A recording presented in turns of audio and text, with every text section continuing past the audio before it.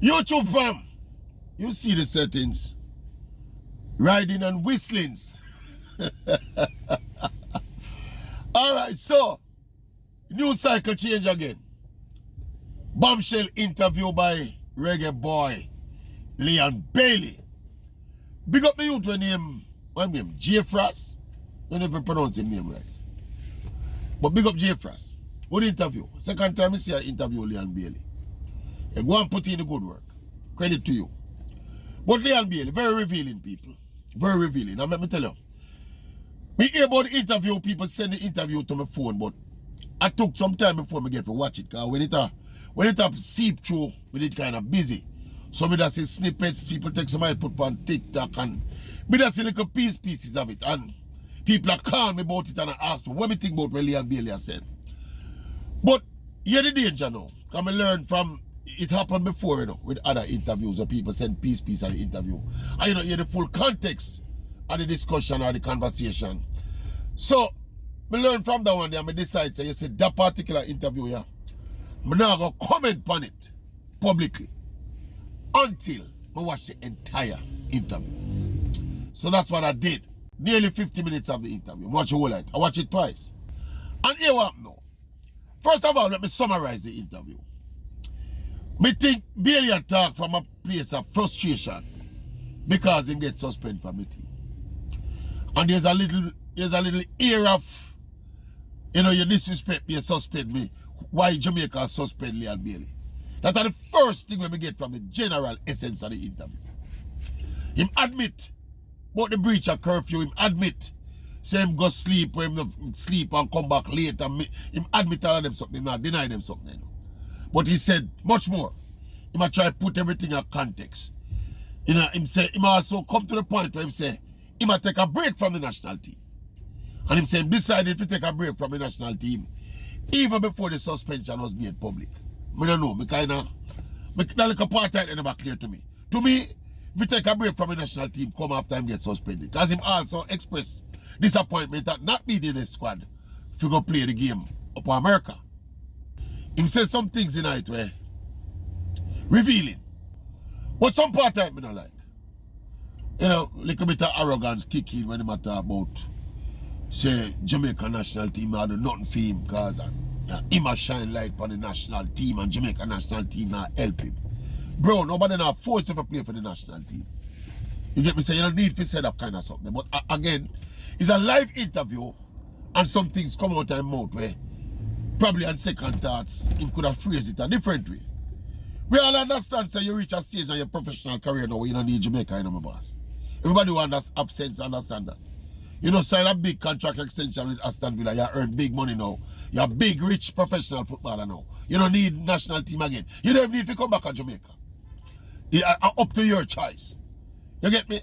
So that part of the rub a whole of people wrong and a whole of people are burning out wicked, Yeah, whole of people are burning out wicked. As me say, when me that hear the snippets, then me tempted to burn him out too, But me watch the entire interview and me get the context of the interview and the reasoning. Generally again now, me have to comment generally now. You see the tone of what Leon Bailey say, me have a problem with it generally still. Hear anything now. Because it go back to the issue with the reggae girls them.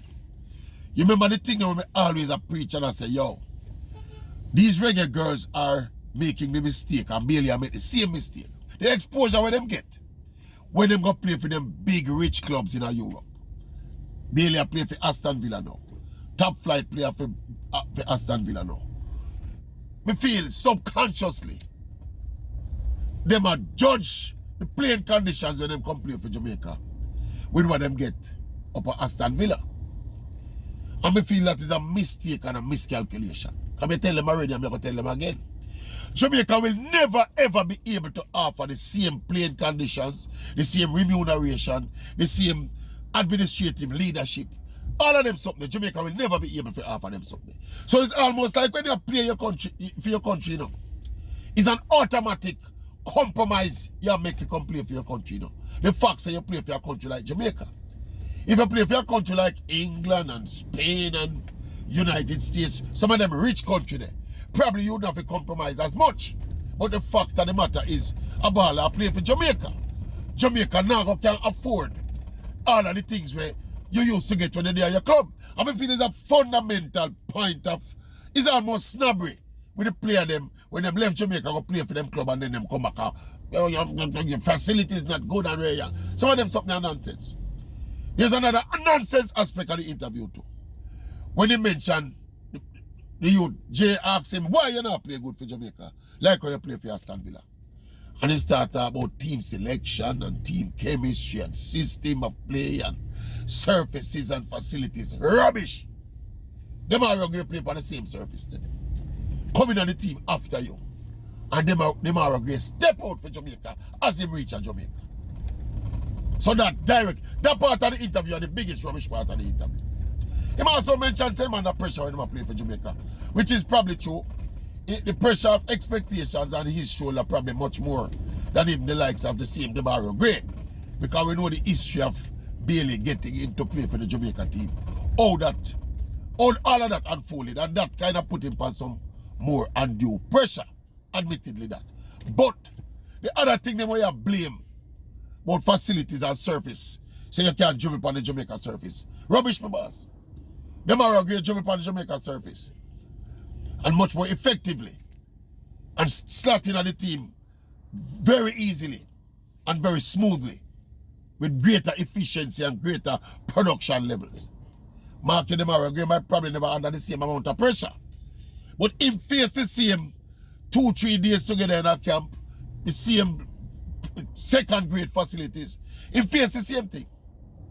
And him a perform. So that basically negate the argument about why you not play good for Jamaica is because of facilities and all of them. So tell me about the pressure and leave it at the pressure. But don't go around the facilities and how you're treated and all of them. So next pivot point in the interview, we talk about the two main fundamental issues we have with the JFF.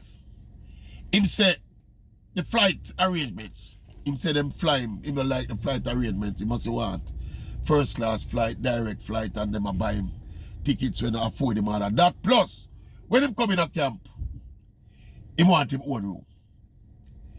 Now, again, yeah, we don't play for a country like Jamaica. We're strapped for cash and strapped for resources. You are going to face them kind of issue, them, boss. It's not go ideal. I just 2 or 3 days you come to Jamaica for. Yeah, I don't know if when them go abroad, like when them go Gold Cup and when them go Copa America and when them go like the Nations League now. If every player get a different room, I'm not sure about that. But then again, if Miguel and Bailey a separate room for himself, what am I going to tell Mikel Antonio say? And Demario Gray say, we're so productive and so important for the team. And Bowser, what am I going to tell all of them say? What am I going to tell Andre Blake say as the captain? I have to give all of them man their room for themselves too. So again, me think that unreasonable. Again, me think that unreasonable.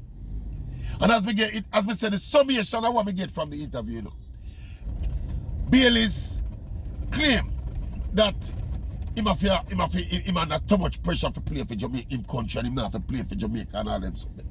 It all go down bad with the fans. And the thing where he must say, I walk away from the team for a while. All of that to me, I just grabbing up your marbles, brother. Yeah. And the thing that frustrates me about this whole thing, you know, is that Jamaica have a good team with a good chance of qualifying for the World Cup. We are going to a World Cup qualification now, and here comes this kind of bombshell now. Nobody know about suspension. You admit, say you break the people in curfew. You just take the suspension and humbly come back when you forward, brother.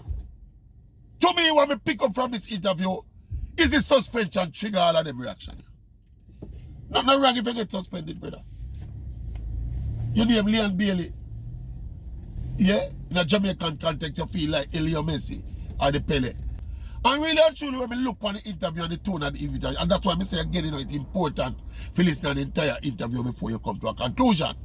Because when we get from it, although I express some frustration in the moment, me feel with some mediation and some sit down, we can get him back in the team.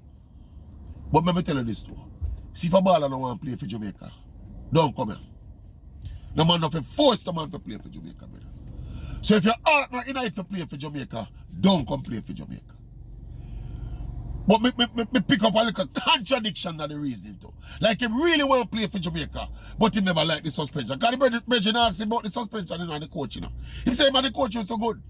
Man, the coach reason a lot and the coach turn to him for a lot of things and him talk to the coach. Good rapport. But the disappointment is how the coach suspend. How your coach suspend you. The coach tell you from the Canada match. From the thing take place, the coach tell you, say, yo, I'm not call you back in the next window, and I'm going to suspend you for the next window. They want one more the coach for the more than that. With this, brother. Long and short of it, brother. He's a frustrated player who attack in a moment when he disappointed, say he get suspended. Probably will feel like he's bigger than a suspension. But no man not bigger than a suspension, brother. Anyway, I saw me take on it. Fresh in my mind, you know, come. I just don't watch a video, you know.